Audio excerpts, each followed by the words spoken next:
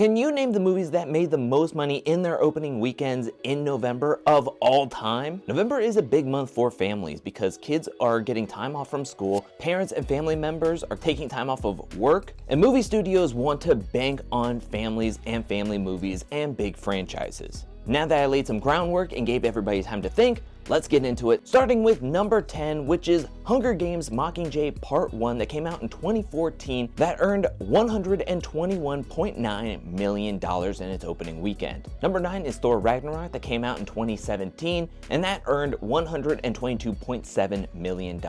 A movie franchise synonymous with November and this time of year is Harry Potter, and if you would have guessed Harry Potter and the Deathly Hallows Part 1, then you would have got number 8, as it made just slightly over $125 million in 2010. Number 7 is Frozen 2 that came out in 2019. It made just over $130 million. I haven't seen Frozen 2, but I've heard Frozen 2 is not as good as Frozen 1, yet it made so much money because of how popular Frozen 1 was. Disney sequels make so much money, and just a hint, this isn't the only Disney sequel on this list. Number 6 is Breaking Dawn Part 1 that made $138 million in 2011. Cracking into the top 5 is another Disney sequel, Moana 2, that made $139.8 million in 2024. I have not seen either Moana 1 or Moana 2, but such as the Frozen franchise, I also heard that Moana 2 is a step down from Moana 1. Disney this November is hoping that Zootopia 2 can find its way on this list. Twilight Breaking Dawn Part 2 that came out in 2012, earning just over $141 million in its opening weekend. The franchise is so nice, it's on here thrice. I'm talking about the Twilight series, where New Moon cracks into the top 3, where it made nearly $143